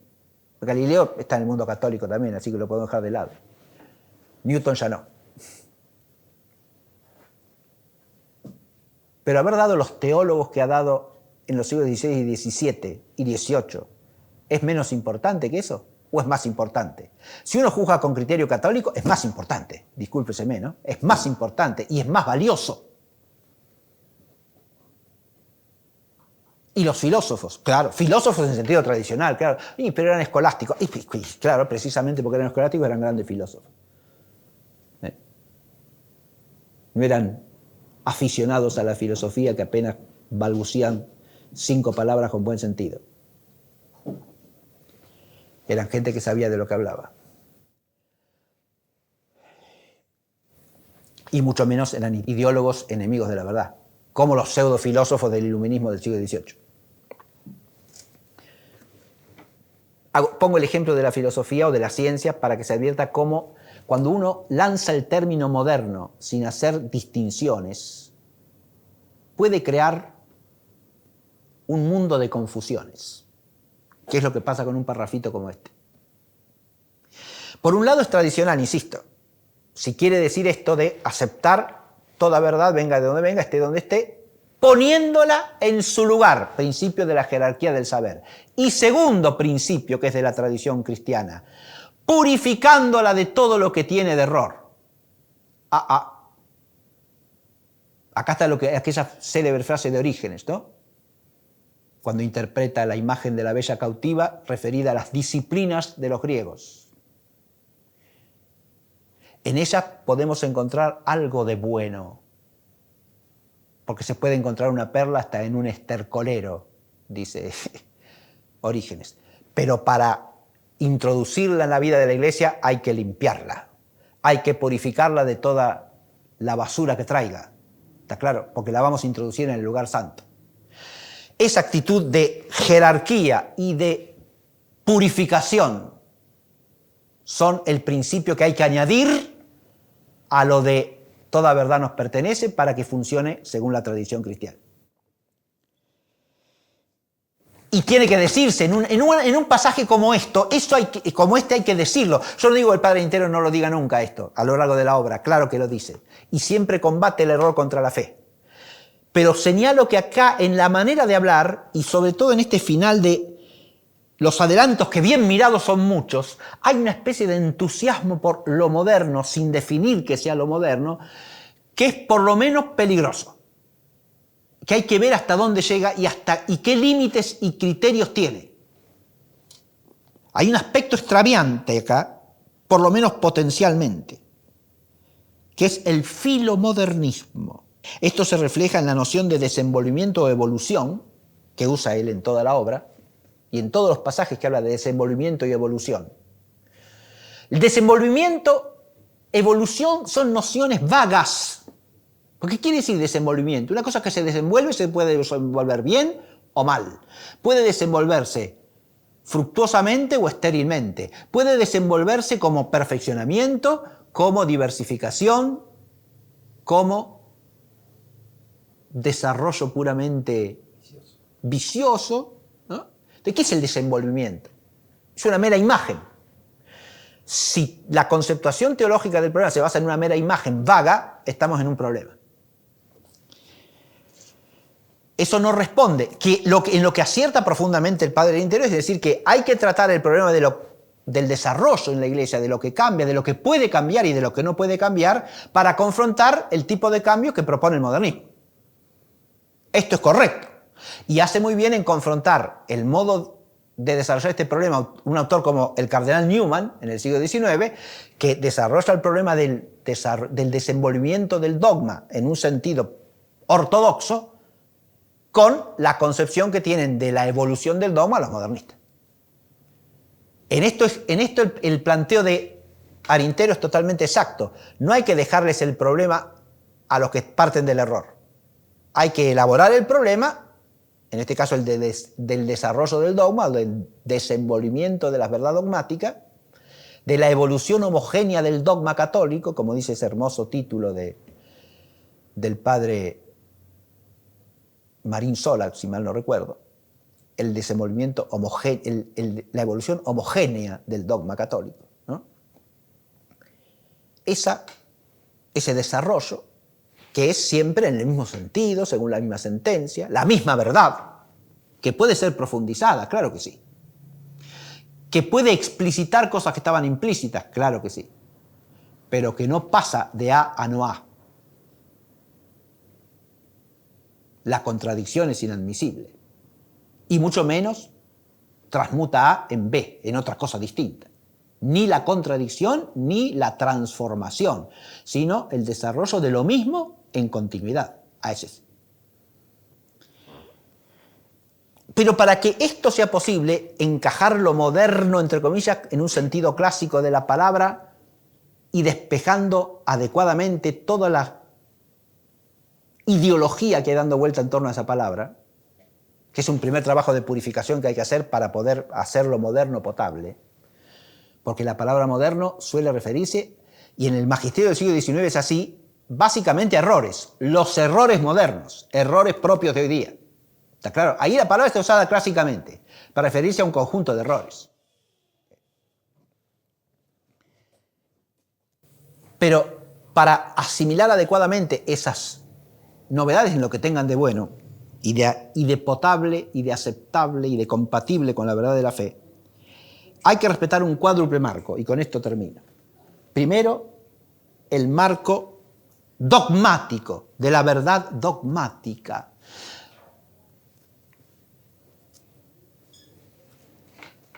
Y aquí tenemos un problema. ¿Por qué esta encíclica es hoy día eludida? Yo creo que una de las razones fundamentales es que a lo largo de todo el siglo XX, y en lo que va del XXI en parte, pero sobre todo a lo largo de la primera mitad del siglo XX, después de esta encíclica, ha habido un relegamiento progresivo de lo dogmático. El dogma molesta. Yo recuerdo una expresión que usa en una magnífica conferencia el padre, este gran teólogo italiano, que fue Monseñor Gherardini. El padre Gherardini dice que la actitud pastoralista ha hecho saltar la fortaleza de la dogmática. Y esto es una cosa luminosísima,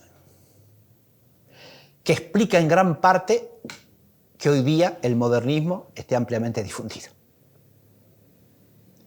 Porque una de las maneras de asimilar lo moderno sanamente, según la tradición católica, es estar firmemente anclados en el dogma de la fe, en las verdades dogmáticas, en la fortaleza del dogma, como dice allí Gherardini. Es nuestra fortaleza, porque es la verdad que Dios ha dejado en depósito en la Iglesia. Ahí nos defendemos del enemigo. Es nuestra fortaleza, es nuestro escudo, es nuestro baluarte. Porque Dios mismo es el que nos habla allí. Son las verdades que Él nos ha revelado y que por la fe recibimos con plena certeza.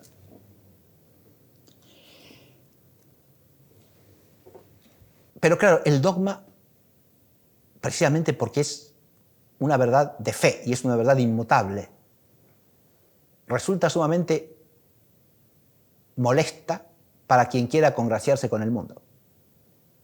Y si lo que prevalece es una actitud de componenda con el mundo presente, bajo o socapa de diálogo pastoral o como se lo quiera llamar, entonces el dogma tiene que ser relegado, dejado de lado, disminuido en su importancia, hasta vituperado, caricaturizado. Toda esa actitud antidogmática, que además tiene raigambre racionalista, porque los primeros enemigos del dogma, ¿quiénes son? Los enemigos de la fe. Antidogmáticos por definición. Antidogmáticos contra los dogmas de la verdad revelada, no contra los pseudodogmas que ellos mismos postulan. Nunca, jamás. Pero antes de eso está la antidogmática protestante.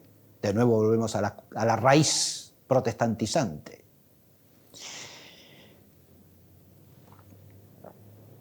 El segundo marco es el marco para asimilar sanamente las novedades, los nuevos conocimientos, para no decir lo moderno.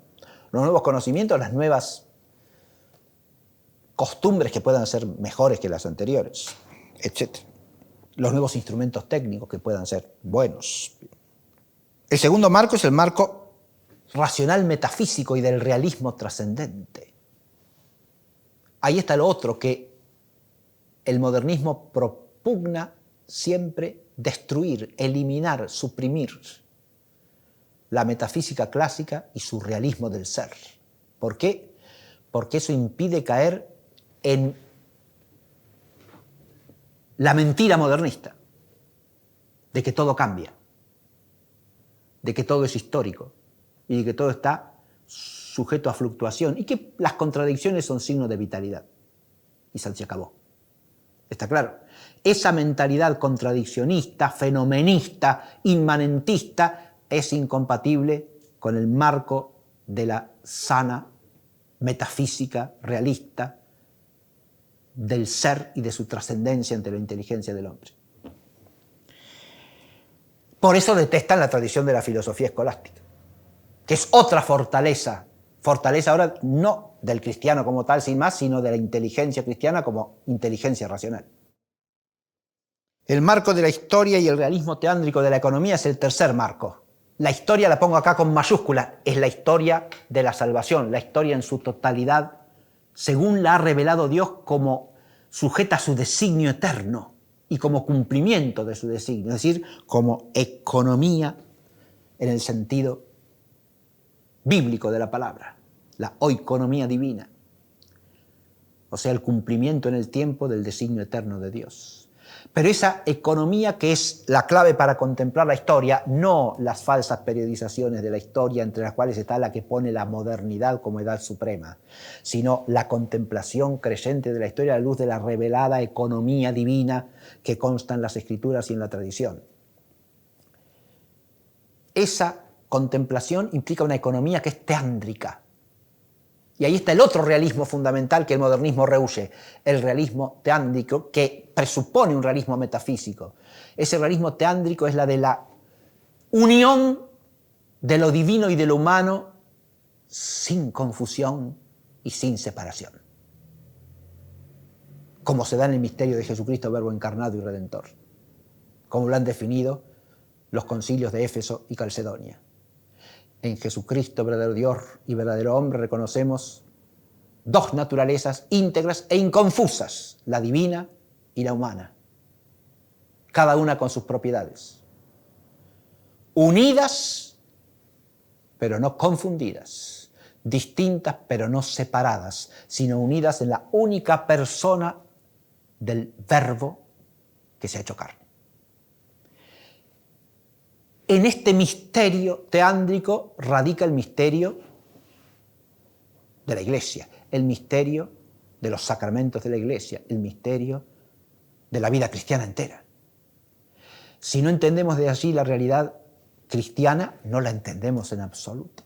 Pero esto implica entender como realidad esta comunicación en que Dios, uniéndose así la criatura, y en particular la criatura humana, la hace instrumento de su operación divina y la hace capaz de efectos que la trascienden.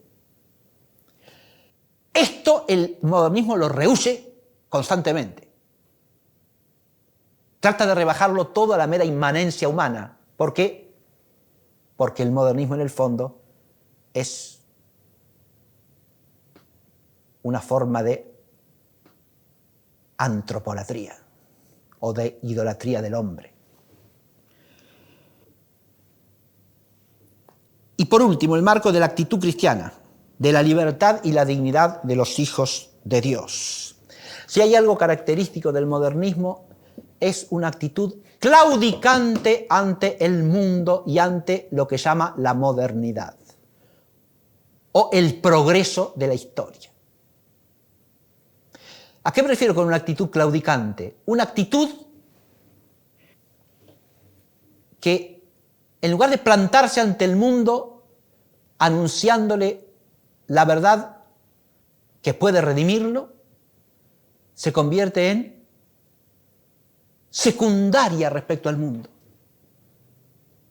El mundo es el que me dice cómo debo vivir, cómo debo pensar, cómo debo situarme en la realidad. El mundo tiene un triple significado en la Escritura. La palabra mundo, en el griego bíblico cosmos, puede significar tres cosas distintas básicamente. Primero, el conjunto de las realidades creadas, el universo. Así lo usamos también, el universo mundo. Primero. Segundo, las realidades pasajeras, mutables, hasta cierto punto vanas, huidizas, superficiales. El mundo como lo que pasa. Segundo, precisamente contradistinto de lo perenne, ¿no? De lo que no pasa, de lo profundo, no lo superficial. Y tercero, mundo quiere decir las realidades del tiempo en cuanto están sujetas al principado del maligno. Es el tercer sentido que tiene mundo. Y ahí en ese caso mundo es enemigo directamente de la Iglesia y de Jesucristo el Señor. Por eso se llama al maligno el príncipe de este mundo en la Escritura. En cuanto que las realidades del tiempo, en cuanto el hombre esclavizado al pecado, sirve al maligno. Eso es el tercer sentido del mundo. Ahora bien, cuando yo digo que el modernismo es claudicante ante el mundo, acá vale en los tres sentidos. Porque el cristiano no debe ser claudicante ante el mundo en ninguno de los significados que acabo de decir. Obviamente no tiene que claudicar ante el mundo como principado del maligno. Eso es rehuir el combate al que está llamado, como dice San Pablo. Ese buen combate del cristiano no es contra poderes humanos, es contra las potestades que habitan en los aires. Es decir, es un combate espiritual supremo. Otra cosa que rehúye el modernismo, que se hable de esto, Los problemas actuales son lo importante, como diría acá en la frasecita de Arintea. Hay que ocuparse de los problemas actuales. Pero el problema de la confrontación del hombre con Satán es un problema perenne, no es un problema actual. No sale en la primera plana de los diarios de todos los días, Pero eso quiere decir que es menos importante que la cotización del dólar. No, ¿cómo va a ser menos importante, mijo? Es mucho más importante. Es mucho más actual.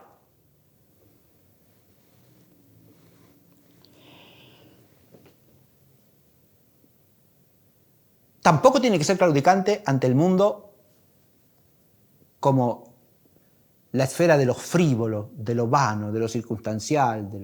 Claro que no. Puede ser que algo en su debilidad alguna vez lo arrastre hacia eso, pero lo que no tiene que tener es una actitud claudicante, es decir, subordinarse a eso, someterse a eso, dejar de combatir contra eso, contra las vanidades de este mundo, contra las superficialidades de este mundo. Ni siquiera tiene que ser claudicante frente al primer sentido. Pues decía, el primer sentido mundo tiene un valor positivo, es las cosas que Dios ha creado, el orden de la naturaleza. Ah, sí, correcto. Pero si connota el orden de la naturaleza, el conjunto de las cosas creadas, el cristiano tampoco tiene que ser claudicante frente al orden de la naturaleza, porque por encima del orden de la naturaleza está Dios. Y el cristiano está llamado a vivir en relación primariamente con Dios, no con las criaturas. Y según la gracia de Dios, no solamente según la naturaleza. Y ahí entonces tampoco tiene que ser claudicante frente a qué. Frente a lo que es inferior a él, a lo que no tiene por qué someterse. O frente a la mera naturaleza, como si viviera en un mundo de pura naturaleza, regido por leyes inmanentes al mundo y en que Dios no interviene. Ah, no. Esa es otra claudicación de la que el cristiano no tiene derecho, porque ha recibido el bautismo de la gracia de Dios para vivir como hijo de Dios, con la libertad de los hijos de Dios, con la confianza en Dios propia de los hijos de Dios y según la esperanza de la vida eterna. Combatiendo el buen combate. El modernismo, yo apunto acá un problema. El modernismo es un conjunto de errores y es una gran herejía, e incluso una herejía de herejías, como dice la encíclica. Pero junto al modernismo hay otra cosa en la realidad. ¿Por qué el modernismo no queda vencido sin más por esta encíclica? ¿Por qué a lo largo del siglo XX retoma el modernismo auge y en gran medida llega a difundirse y hasta a imponerse en alguna de sus exigencias hoy día? Porque hay otro problema que es anterior, llamémoslo el problema del premodernismo, que es el problema de una fascinación con lo moderno, de una claudicación ante la modernidad, en la que incurren muchas mentes, incluso ortodoxas, que no sostienen los errores modernistas. Permanecen arraigados en la fe, pero se ven atraídos por lo moderno como una especie de fascinación. Lo moderno vagamente entendido. Detrás de eso en sí mismo no es un error, pero detrás de eso acecha el error. Es ocasión para el extravío. Yo cité hace un rato al padre Gherardini, a Monseñor Gherardini, en su afirmación sobre el pastoralismo. El pastoralismo es una estrategia neomodernista, porque al relegar la importancia de la dogmática, al afirmar la importancia del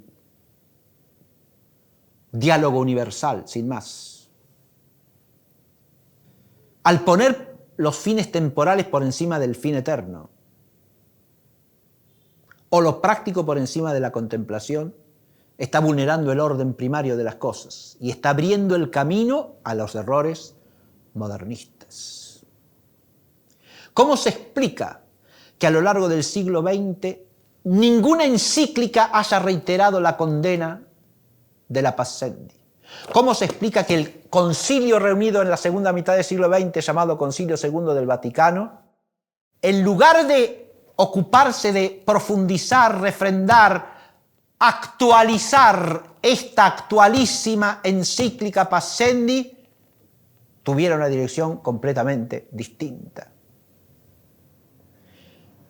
Uno puede decir, bueno, por las doctrinas neomodernistas que circulan, es parte de la explicación, pero yo propongo otra parte de la explicación, que se centra en algo mucho más difundido en esa época, y es una actitud de filomodernismo o de premodernismo, es decir, de complacencia con lo moderno en el sentido no tradicional de la expresión, de fascinación con lo moderno y con el progreso.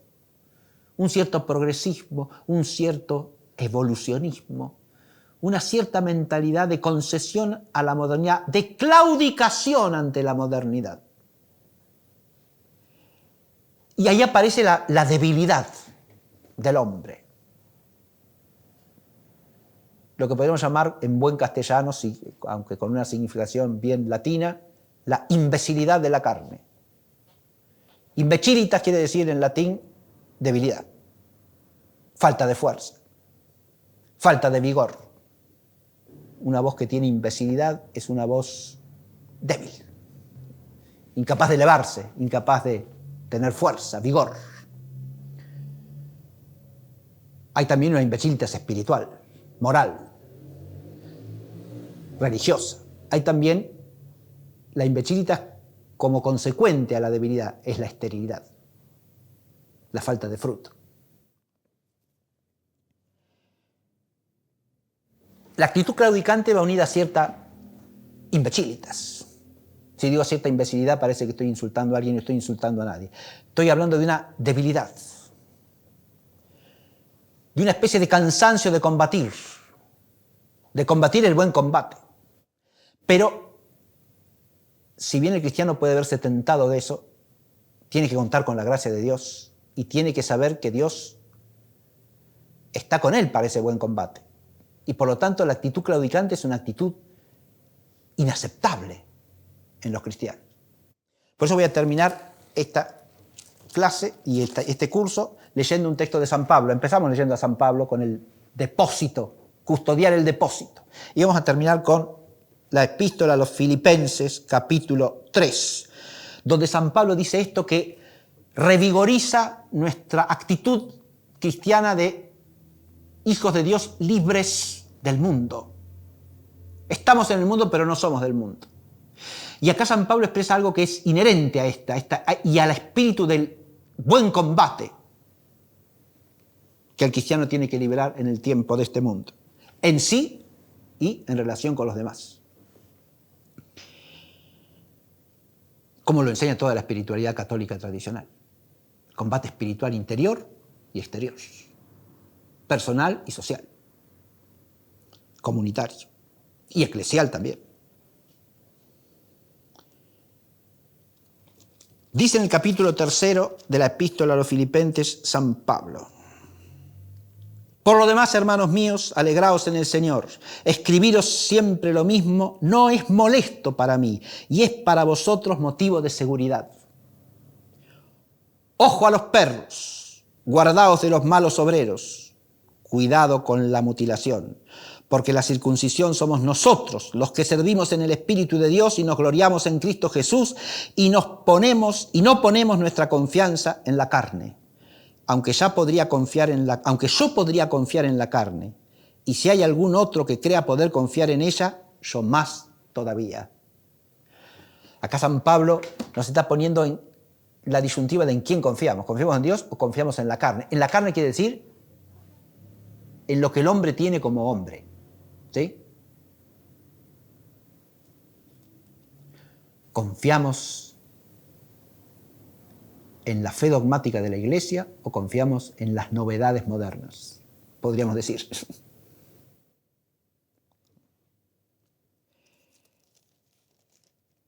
Aunque yo podría confiar en la carne, y si hay algún otro que crea poder confiar en ella, yo más todavía, dice San Pablo. ¿Por qué?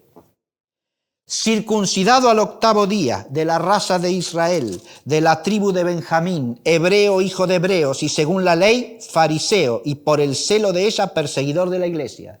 Según la justicia de la ley, irreprensible. Ahora él, carne llama a la ley del Antiguo Testamento, adviértase, porque eso que es de origen divino, ante la novedad suprema que es Cristo, no la modernidad, la novedad suprema que es Cristo, eso se ha hecho carnal, no espiritual. Él, que tiene todos los títulos para gloriarse frente al judaísmo, digamos así, no se apoya en eso. Mucho menos hemos de apoyarnos en ¿qué? Para hacer la analogía. en las innovaciones modernas, en los descubrimientos científicos de la modernidad, lo que hay de humano en eso, o que viene del mundo protestante. Pero lo que tenía por ganancia, dice San Pablo, lo reputo ahora por Cristo como pérdida. Y aún todo lo tengo por pérdida a causa del sublime conocimiento de Cristo Jesús, mi Señor, por cuyo amor todo lo sacrifiqué y lo tengo por basura con tal de ganar a Cristo y ser hallado en Él, no en posesión de mi justicia, la de la ley, la de la Torá del Antiguo Testamento, sino de la justicia que procede de Dios, que se funda en la fe y nos viene por la fe de Cristo, para conocerle a Él y el poder de su resurrección y la participación en sus padecimientos, conformándome a Él en su muerte, por si logro alcanzar la resurrección de los muertos. No es que la haya alcanzado ya, es decir, que haya logrado la perfección, sino que la sigo por si logro apresarla, por cuanto yo mismo fui apresado en Cristo Jesús. Hermanos, yo no creo haberla aún alcanzado, pero dando al olvido a lo que ya queda atrás, me lanzo tras lo que tengo delante, hacia la meta, hacia el galardón de la soberana vocación de Dios en Cristo Jesús. Y cuantos somos perfectos, esto mismo sintamos, y si en algo sentís de otra manera, Dios os lo hará ver. Con todo, cualquiera que sea el punto al que hayamos llegado, sigamos adelante en la misma línea. Acá San Pablo primero nos llama a tener por basura todo con tal de ganar a Cristo. Es una cuestión de prioridad. El espíritu claudicante que está detrás del modernismo no oye esta palabra. Y en la última, no voy a hacer la exégesis de todo este texto riquísimo, pero que habla por sí mismo, con una fuerza y un vigor extraordinario, con el lenguaje propio del apóstol. Pero en la última parte, ¿de qué habla? Del único progreso importante para el cristiano. ¿Qué es lo que deja atrás? Todo eso que ha tenido por basura. ¿Está claro? El modernismo quiere aplicar lo mismo ¿a qué? A 2000 años de tradición cristiana. Pero eso implica poner a la modernidad, cosa puramente humana o herética y fuera de la verdad de la fe, en el lugar de Cristo Jesús. O al hombre moderno en el lugar del Salvador. Está claro el disparate de semejante analogía, la perversidad anticristiana de semejante manera de pensar. Por eso la tradición es ancla para la vida cristiana, porque nos une a Cristo por medio de la tradición viva de la Iglesia. Tradición viviente que es permanencia en los mismos dogmas, en la misma doctrina, en la misma fe, principio de la vida y en la misma esperanza y en el mismo amor, en el mismo ágape eterno, que es el del Padre y el Hijo y el Espíritu Santo. A quien sean todo honor y toda gloria, ahora y por los siglos de los siglos. Muchas gracias por haber seguido este curso y será hasta el año próximo, si Dios quiere.